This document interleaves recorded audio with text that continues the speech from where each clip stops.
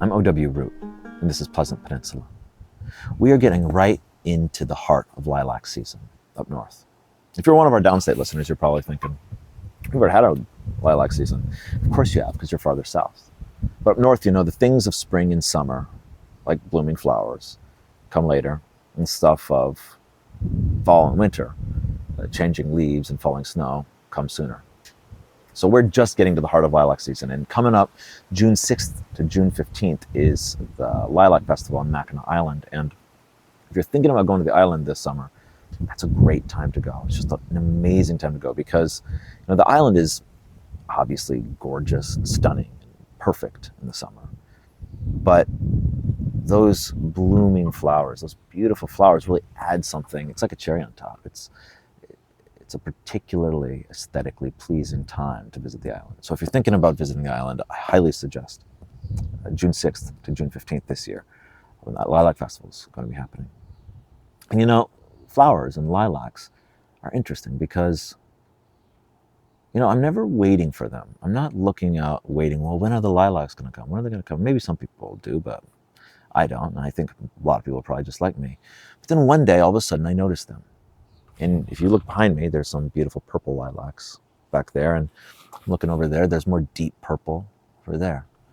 And I just notice it. All of a sudden, one day, I look out the window, I'm driving down the road, I'm looking at a house, and I say, oh, it's so beautiful. Wow, the world is so much more colorful, so much more joyous. Just a shot of something that wasn't there before. I never noticed it before, but all of a sudden, one day I do. It reminds me of the fall as well. That same feeling I have when the leaves change. I never know when fall is really going to arrive because you say, well, when is it really going to feel like fall? And then all of a sudden, one day it feels like the leaves are orange or red or yellow, or there's enough of them that have changed so as to make the landscape feel like a different season. And there's something else that's interesting about lilacs in that they are so close to us. They are often, it seems, planted near homes. And my wife's mom always would tell my wife, if they were driving along the road and there were some lilac bushes, but there was no house there, she'd always say, there used to be a house there because there's lilac bushes. I think that's really interesting. And I don't know if that's true, but it seems to be true in my experience. I never see lilacs just growing in the woods or growing in the middle of nowhere. And I wouldn't be surprised if that's exactly right, that those lilac bushes are signs of a house that used to be there. There's something interesting in that these lilac bushes, these things, we beautify our world, we beautify our space, we beautify our homes with physical things, new paint jobs and new doors and new homes and renovations, all that stuff, but also with flowers, also with trees, and also with lilacs. And they come back every year and they beautify our world and they make us happier.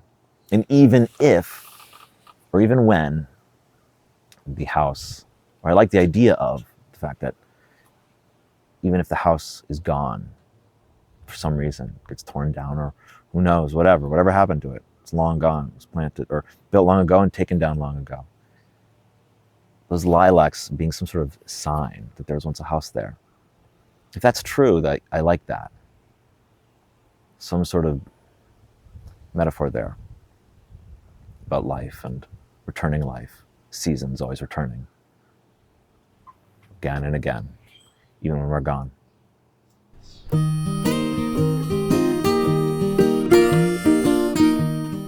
Kids are in trouble. They're sitting inside rotting their brains on iPads, consuming the most psychotic and deranged media imaginable, frying their attention spans. And the truth is, it makes worse kids. We all know it makes worse kids. We don't need to deny it. But the truth is, there's a way to fix your kids. There's a way to fix the kids. It doesn't require a 45-step plan. It doesn't require a new progressive parenting approach that nobody's ever heard of before. It just requires getting your kids outside, pushing them outside, not letting them inside, getting them outside under the sun, under the breeze, or in the breeze, under the trees, listening to the birds like you hear right now, on the ground, digging in the dirt on their hands and knees, finding worms under rotting wood, slugs next to damp logs. Creating stories, imagining, dreaming. Being an active participant in their life rather than a passive observer clicking around on a screen. You might say, how does this fix your kids? How can this one thing, just getting your kids outside, have such a profound impact? Because it's good for their attention span. It lengthens their attention span. It makes them active, an active participant.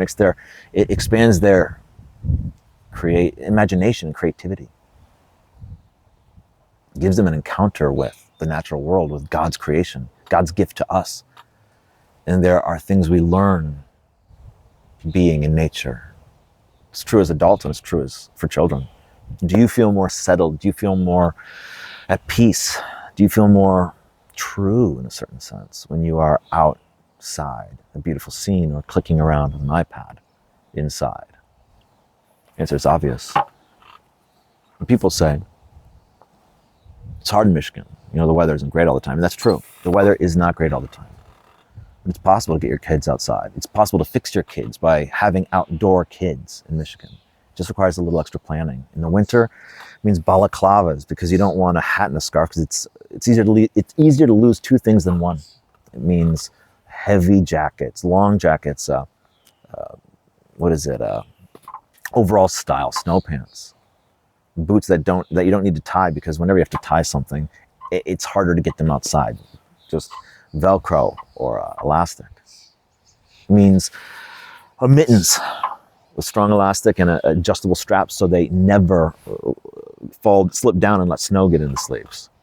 You have to prepare if you want them outside, but you can do it. Same for the rainy season too. You need a raincoat. You need rubber rain boots. A lot of people have those, but these next two things are even more important. This is what seals the deal. This is what makes it possible to get your kids out even when it's raining in spring or fall. Rain mittens and rain pants. Rain mittens and rain pants. All of a sudden, with all four of those things, they're dry as a bone. They can be outside even when it's raining. In the summer, it's easy. If it's over 50 degrees, they're outside. There's no need for them to be inside unless they're doing chores. 15 minutes after they wake up, they're outside. Breakfast, lunch, and dinner, outside. 15 minutes, half hour before time for them to go to bed, they clean up the backyard, get a fresh start for the next day, and come inside. All these things, getting your kids outside, it's more than possible. It just requires a little planning. It requires a little extra care. And it requires a different lifestyle. No, your backyard is not going to look like it's on Better Homes and Gardens. No, yes, it's going to be more messed up. Yes, it is going to have toys everywhere. It's going to have shovels everywhere. It's going to have stick creations and holes that were dug looking for ancient fossils. It's going to be a mess. But that's what life is about. That's what life with kids is about. That's what it means to have outdoor kids.